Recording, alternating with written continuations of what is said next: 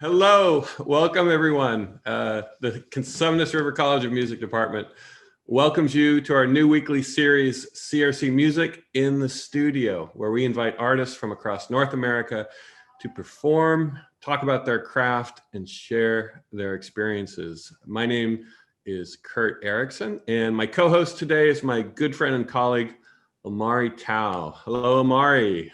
Hello, good morning, Professor Erickson. It's good to see you.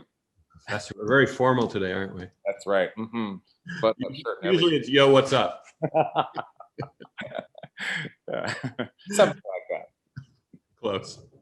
Hey, so today we have a phenomenal guest artist that we are inviting to perform, to talk, to answer questions from you guys that are out watching this. So please have those questions ready, throw them up in the chat. Let me read a little bit of give the bio for Ms. Karen Slack. Hailed by critics for possessing a lustrous voice of extraordinary beauty and artistry of great dramatic depth, American soprano Karen Slack has performed with major conductors in opera houses and concert halls around the world. She was most recently seen in Verdi's Aida with Austin Opera, Alice Ford in Verdi's Falstaff with Arizona Opera, and in the West Coast premiere of Terence Blanchard's Champion as Imelda Griffith with San Francisco's Opera Parallel out here on the West Coast. She was in Litton's Porgy and Bess Suite at the Bergen Festival in Norway, Mahler's Symphony No. 2 with Lexington Philharmonic, Beethoven's Ninth with both Quad City Symphony and Alabama Symphony, and a house debut at the Lyric Opera of Chicago as Serena in Francesco Zambello's production of Porgy and Bess, which she has performed at both Washington National Opera and San Francisco Opera. Once COVID-19 shut down concert halls worldwide, her podcast, Kiki Konversations, has become a kind of viral sensation, capturing the attention of the New York Times and nurturing important conversations on social justice issues and the role of Black artists in a historically white art form. Please join me, everyone, in welcoming Karen Slack. Hi, everybody. Thanks for tuning in. Welcome, welcome. Karen, tell us where you are. Where are we seeing you today? Where are you located? I am located now in my hometown of Philadelphia, Pennsylvania. Philadelphia, and we hear that you have a Sacramento connection. I do. I used to live in Sacramento about 4 years ago. My husband's uncle is Julius Cherry, the former fire chief of Sacramento, and his aunt, Donna Cherry, is the former assistant superintendent of schools in Elk Grove. So my husband lived in Sacramento for 16 years. We grew up together in Philadelphia, and he went out there after high school, and we were on again, off again for a decade, and then finally got it together, got married, and I moved out to Sacramento after my stint in the Adler Fellowship in San Francisco. Wow, that's fantastic. And for the record, we had no idea you had such an extensive Sacramento connection, really. Oh, yeah. I kind of hid out for a few years before singing with Sacramento Opera. And, everyone knew me in San Francisco, but I kind of was hiding out in Sacramento and then jumped out. But yes, Sacramento is like a second, third home, following San Francisco. So yeah, and we hadn't met yet, but I do remember when you were an Adler Fellow out in San Francisco and seeing your name pop up in different productions. Yeah, I felt like Cinderella there. They were hiding me out as well. Occasionally they would let me come out, but well, that's great. Well, I know we wanted to jump into some music first so people can kind of see you do your thing and then kind of have a question and answer session after that. So do you want to maybe talk about some of the music that you chose to perform for us today? Yes, I am so excited about this short but mighty program. Recitals are normally 90 minutes, but I love this program. I was trying to figure out what I wanted to sing, and I decided on a full program of African-American women, female composers. And most of these pieces are pretty well known, some not so much, and all fantastically gorgeous, touching pieces that I feel very, very connected to on a very spiritual level. Great. Yeah. Wonderful. Yeah, can't wait to hear him. So we've got about a 25, 30 minutes set, and then we can just go ahead and hear and experience his performance. And remember, for those of you who are out there, please throw in your questions into the chat and we'll have a great discussion afterwards. Yeah. All right. Well, sounds good. Let's hear some music.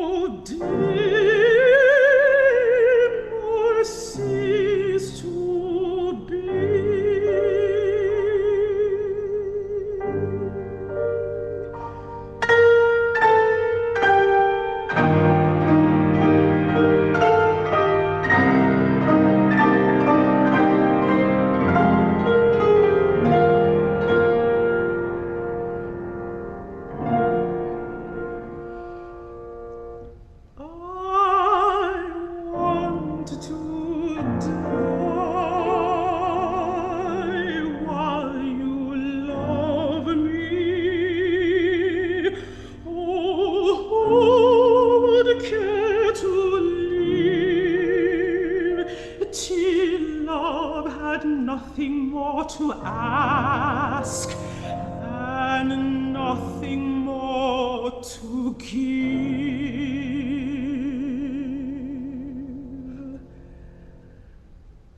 I want to die while you love me, and bear to that still bed your kisses, turbulent, unspent,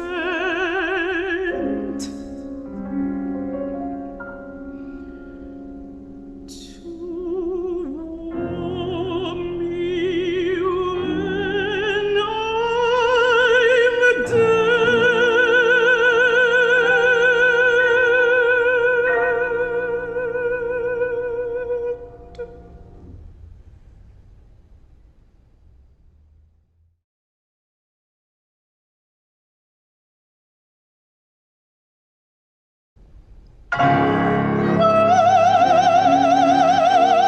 Let the wind cry on the dark mountain, bending the ash trees and the tall hemlocks, with the great voice of thunder's legions.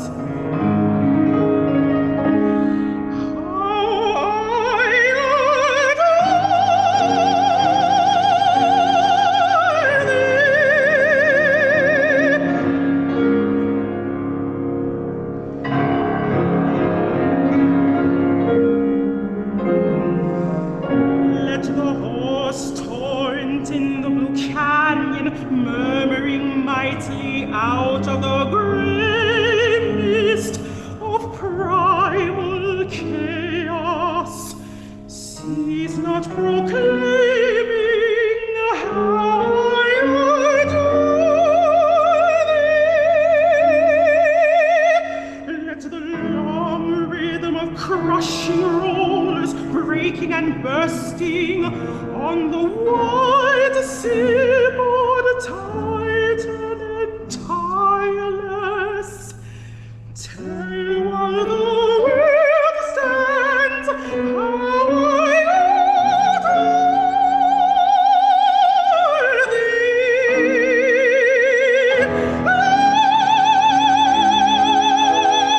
Let the click of a cricket, frailest of creatures, green as the young grass, bark with his trailing resonant bell note. I adore thee.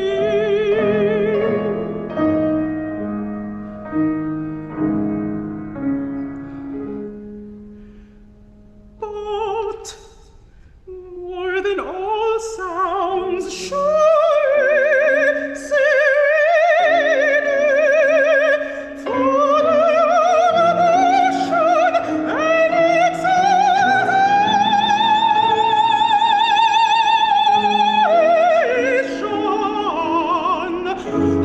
Let the hushed whisper in thine own heart say,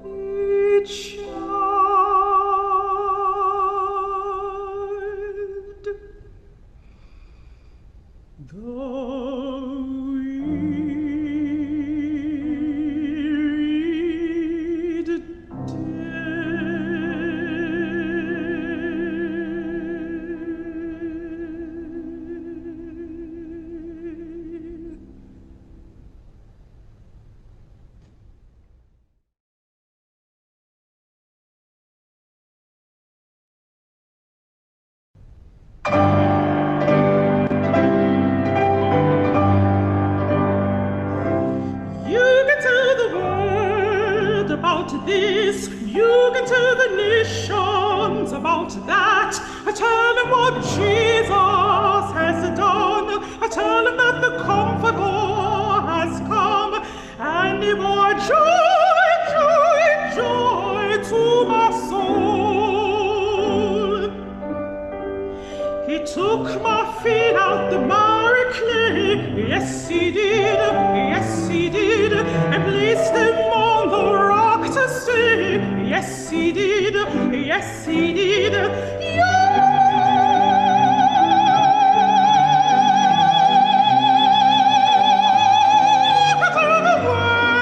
About this, you can tell the nations about that. Tell them what Jesus has done. Tell them that the Comforter has come, and he brought joy, joy, joy to my soul.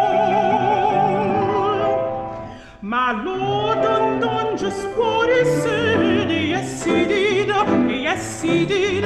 He healed the sick and raised the dead. Yes, he did. Yes, he did.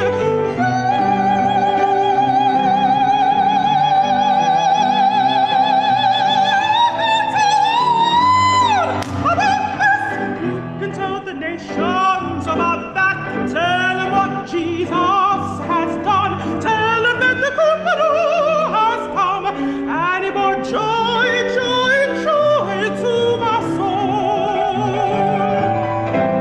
And he brought joy, joy, joy to my soul.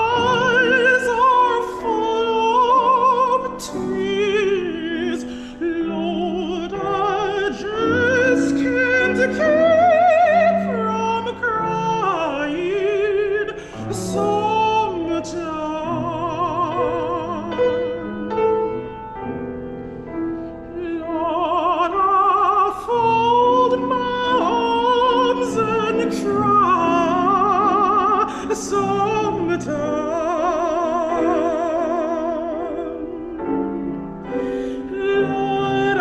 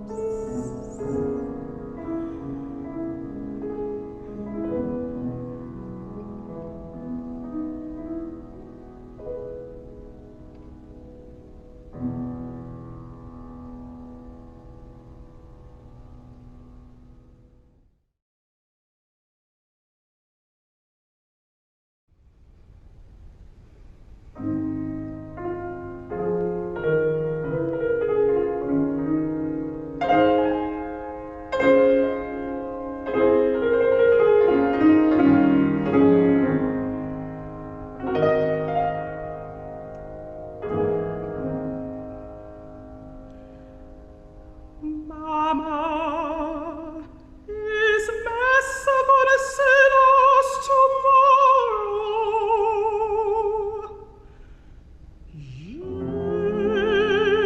Yes, yes,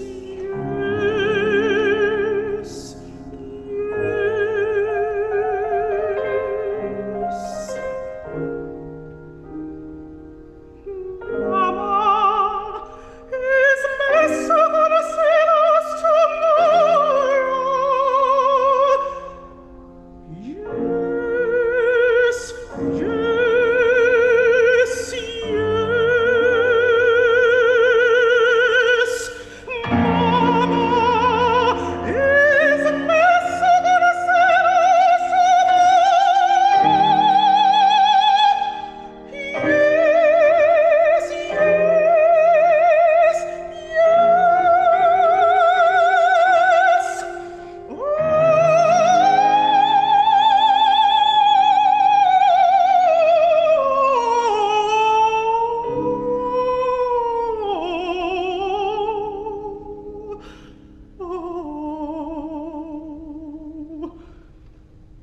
Watch and pray.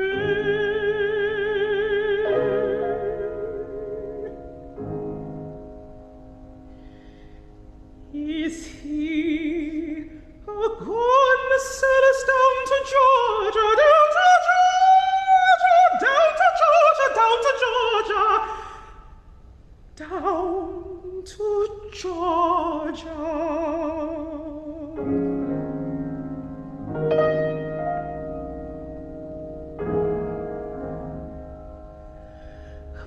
Mama, is Messa gonna send us down to Georgia? Yes, yes, yes. Is he gonna send us down to Georgia? Yes, yes, yes.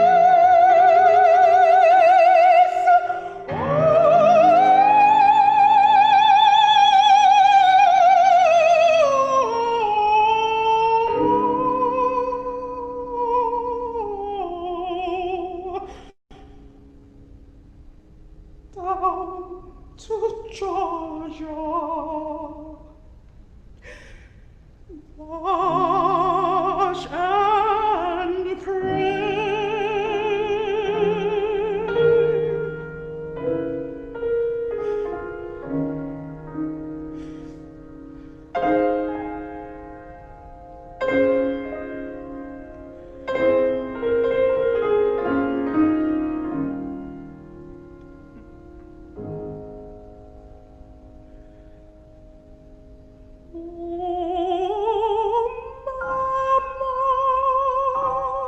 don't you grieve after me.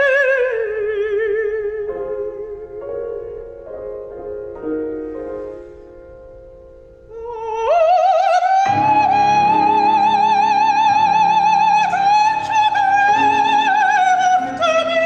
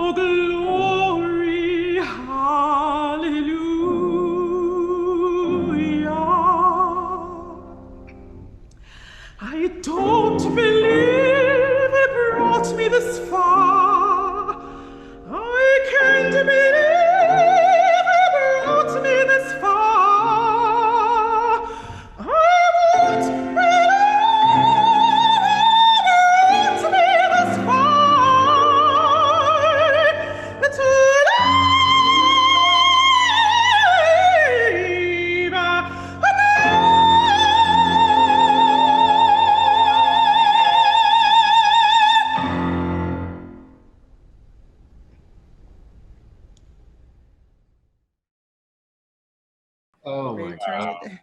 it. Brava, brava, brava, brava. Bravo. Thank Wow. you. I couldn't listen to it. My husband's listening to it in the other room. You could listen to it. Well, everyone, if you could see the chat like we can see it, it is applause, ovations, brava, brava, Oh. beautiful. I 10 think out of you 10. need like a 5-minute break just to sort of like recompose.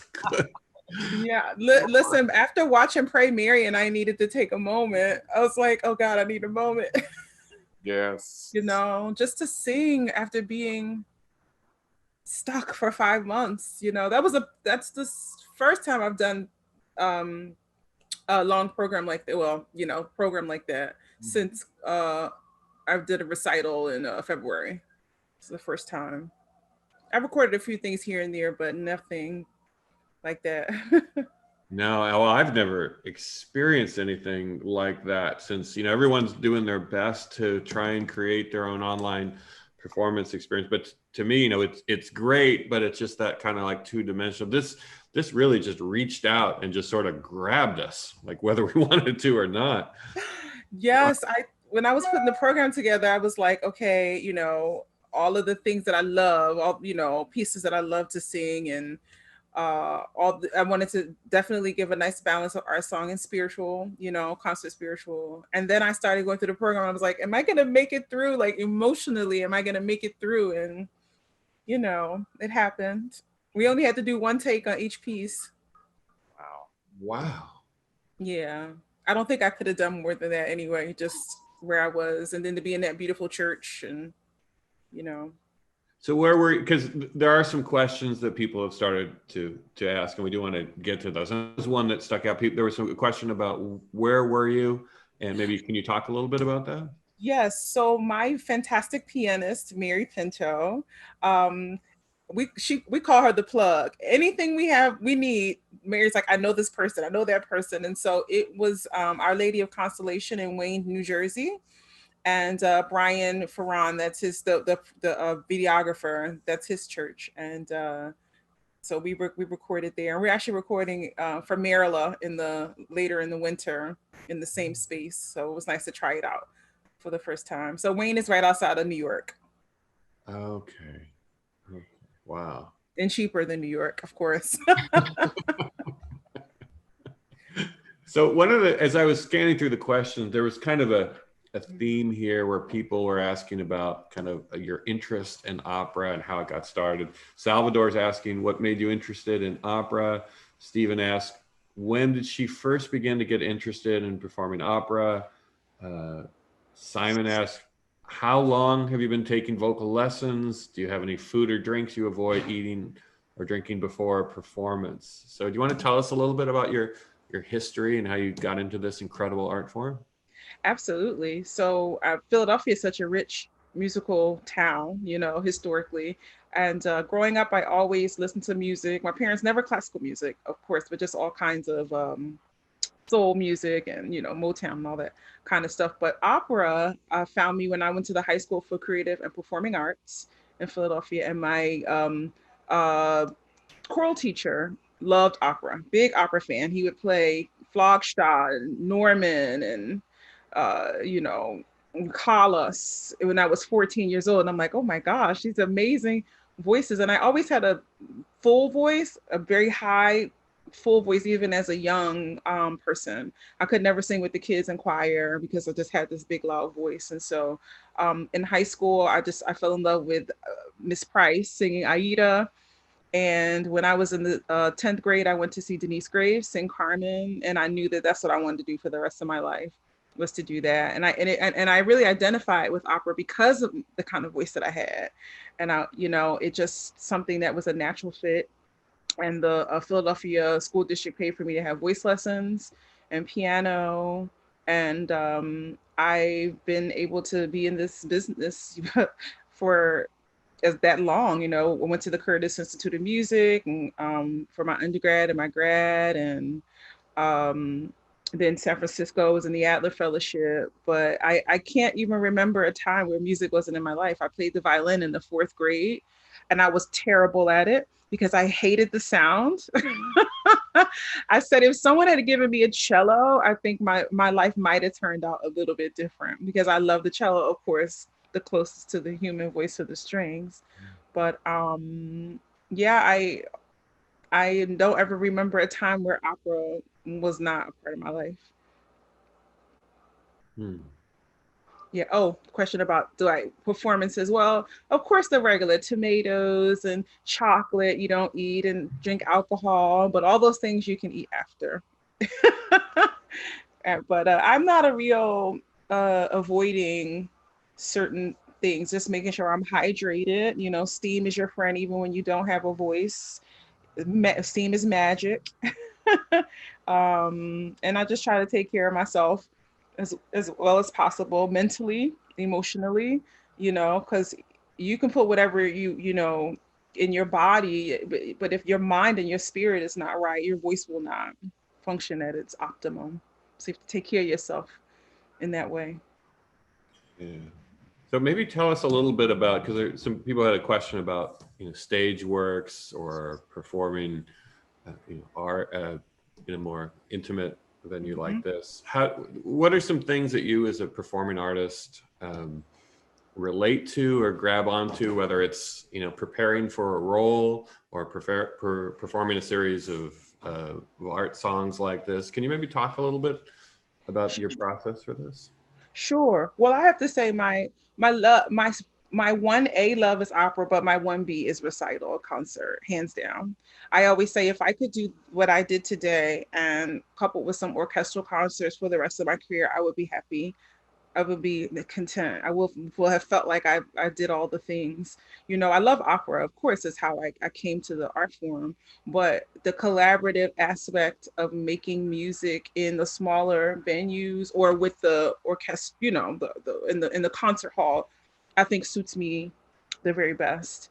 Um, I, you know, nowadays there is the whole thing of like, you know, being cast 2 and 3 years out and 4 years, you know, out and learning a role and role preparation. Listen, if you can learn things and get them into your voice, which is not the ideal way, you know, faster, sooner, you'll have a lot of success, unfortunately, in that way. You know, this whole letting things marinate and, you know, in the opera world, it's not always possible because of budgets, because of, you know, people not knowing their seasons for a year or two. That's why I like the art song, you know, that's why I like, because I like to live with it. And then every time you do it, it gets better and better and richer, you know. Although I Want to Die While You Love Me, I learned for this, and I want to sing that forever.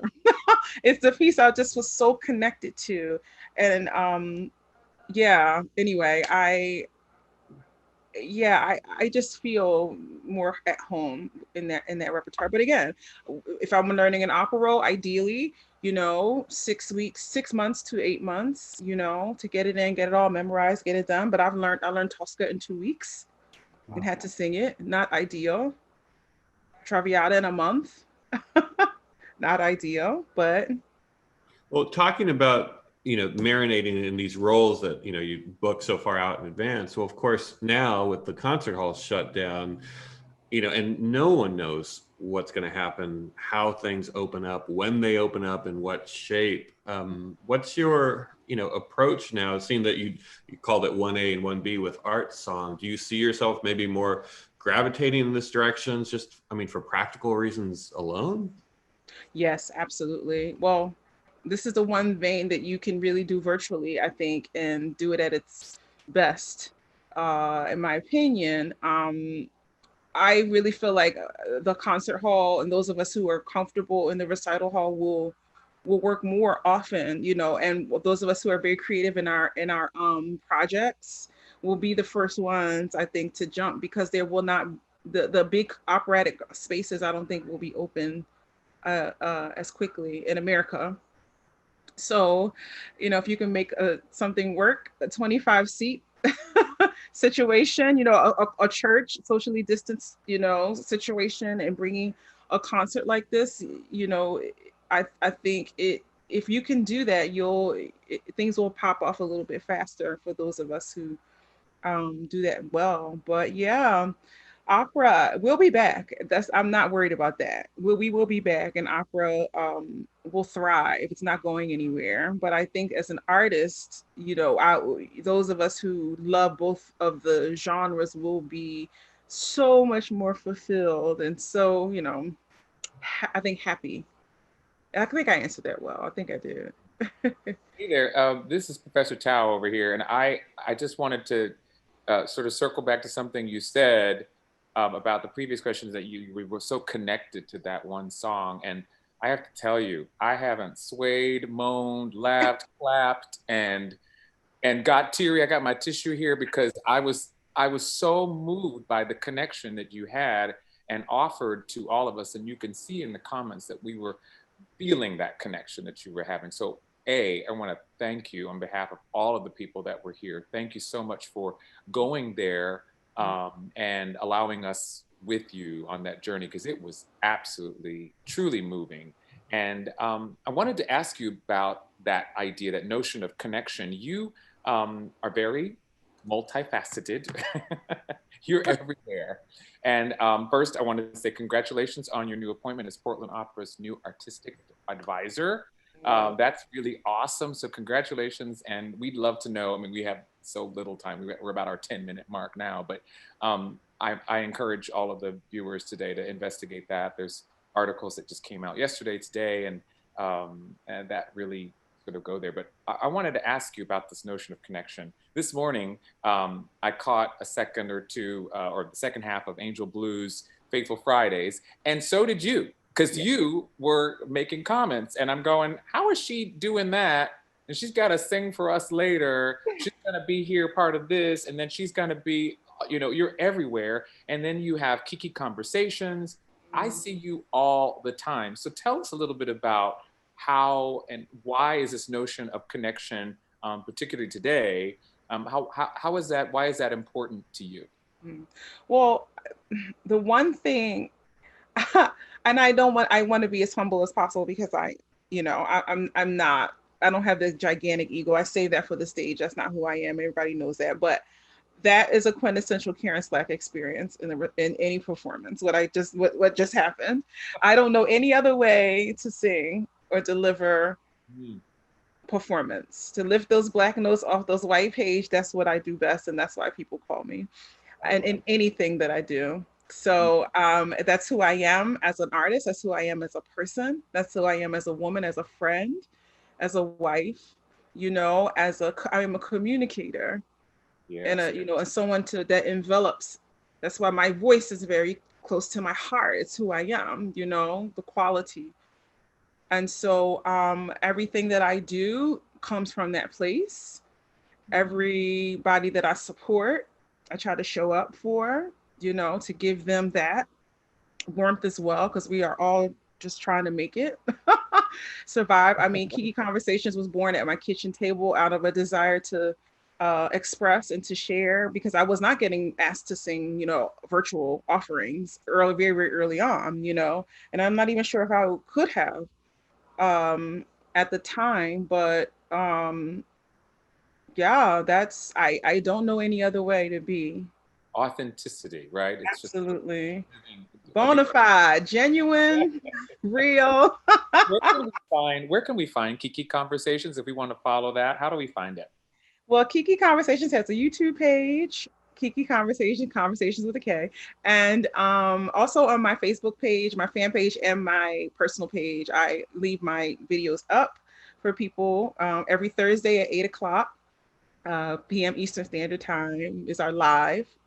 And I've been told that I have to keep doing them. Then my friends keep saying, I cannot take a break. I cannot stop. I said, well, I have music to learn. I have this whole other, I have to still sing. But anyway, and also, yes, Dallas Opera, they have the TDO network. And so they just invited me to do another show on their network, which is great, because it's going to be more journalistic than Combos is Conversation with Wine.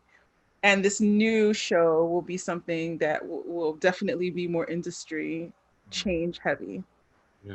Awesome. One of our partners today is Umoja Diop scholars, African-American or Black student scholars who are sort of on a journey, of course, through education. And And we think it's, of course, important to expose them to all the diaspora of art and culture that that Black people have contributed to around the world. And of course, I mentioned this concert to Black faculty last week, and they were very excited. A number of them sort of mentioned that. How important is it to you? One of the questions here is in terms of, yes, Umoja in the house, Teresa Aldrich says. They're here and watching. How important is it to you to share this kind of music to all audiences, but also to African-American audiences who maybe they didn't know about Black female composers, opera singers? You mentioned Miss Price, but maybe they don't know who Leontine Price is. How important is that? To me, it's like breathing. It's like eating. It's like it's necessary. It's my responsibility as an artist, as a Black artist, to share my music. I could have presented you a wonderful recital of Schubert, of Strauss, of Ricky and Gordon songs, of Kurt songs. I could have done a whole very European program, but I chose to express what I felt like we needed at the time. This is what we need. We need to hear this music sung that way, and because we need to get it out. We need to, all of the things that are happening in the world, and all of the changes that are happening through a Black woman's voice, singing Black women's music. We need that kind of healing, that level of healing. Listen, when I do recital, I can't wait to get to the last 30 minutes of the recital, because then I feel like I can, I have to place the voice this way, I have to do this thing. Fine, of course, yes, you have the technique, but then I feel like expressively, I can just, be free to make the music the way I want to make them without anyone saying, oh, their diction was this, which, by the way, my diction was pretty damn good. In the English, is not always the case, Kurt, I know you know that. It's not always the case when opera singers go into singing, but anyway, like, to me, it's expressing what the beauty of what we have to offer, and this has sparked a whole program for me. Like, I want to do Jackie Harrison and Undine Moore, a full concert of their repertoire. So I'm investigating that now. Well, I sent a message to Jackie Harrison. We need to put you two in a room together. She's fantastic, and of course, I hope she's watching and listening right now. I sent a message, so we hope she's there. But it sounds to me like you find there's putting your voice in your voice. And it is sort of freeing and opening. And I think that there are a lot of students who are watching right now who needed that permission. They need to hear that. Yeah, make the music. You have to. There's no time to waste, and there's no barriers anymore. There's no rules anymore. The rules are dead. They're done. We get to make our own rules. We get to set our own. I feel so free, although so much has been lost, of course, during this period, but I feel free. Yes. Look at, what are they going to say to me what are you going to say? When I'm singing, my most honest and I'm most sincere, you can judge all the this and this and all this other things and the high note, but who cares? Right. Oh, I love it. I absolutely love it. So I know we're running out of time, and there are a number of questions that we have for you. You got to bring me back. Bring me back. Well, that was one of my questions. I'm wondering what's on ground, or even if we're not, if you wouldn't mind coming back, especially since you have the Sacramento connection. Yes. I don't know if our arts, media, entertainment counselor is watching, Mike Chappelle, who's family for you. We're hoping that you're back here. Maybe you could do a recital at CRC. I'm there. We're family now, so. Oh, you got it. You got it. Or you know how to get in touch with me, so hit me up. I'm there.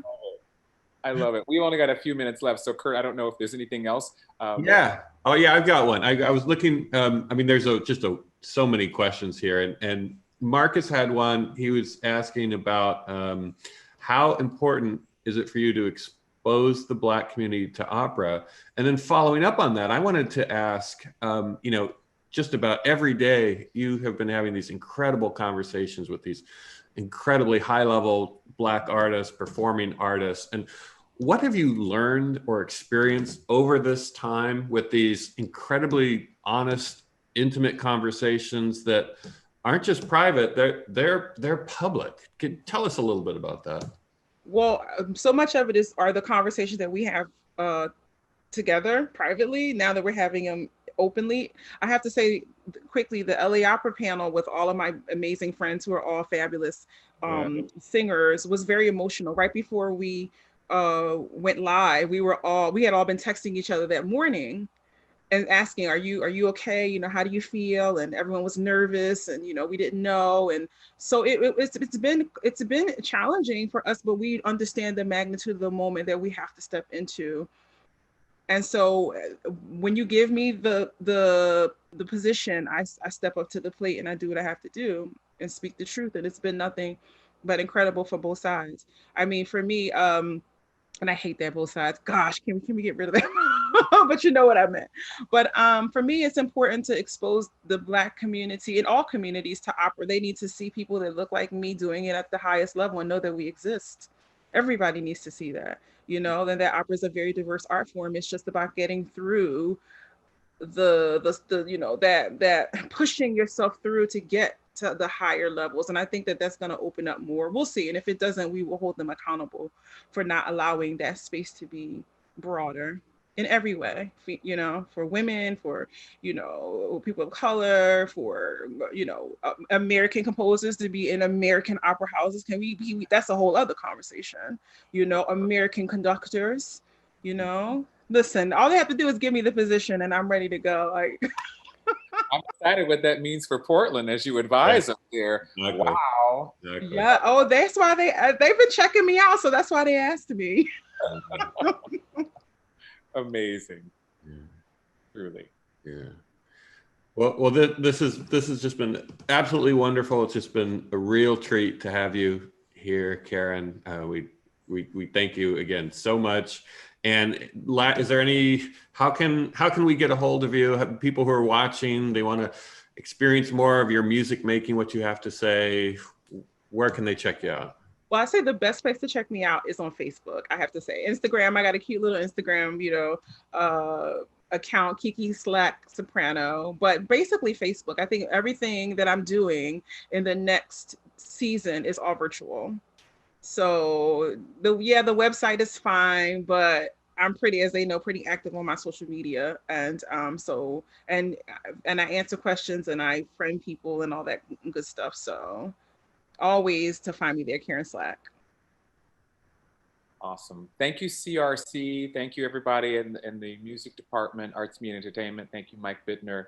Thank you, everyone, for helping us put this panel together. Thank you so much, Karen Slack, for being our guest here. This is only the number 2 of our series for the semester, but it's really our number 1 in terms of our performances and musical offerings. So we are super thrilled, over the moon, and filled with gratitude. I'm going to play this back and cry a little more as I listen to this incredible performance. You've set the bar pretty high for us, Karen. Oh, my honor, my pleasure. And I look forward to us all getting together and being in the same space and making music, Yes. Lovely. Yes. Well, thank you again, Karen. Thank you, everyone. Please check out our series each and every Friday. CRC Music in the Studio. Hope to see you all soon. Bye, everybody. All right. Thanks now.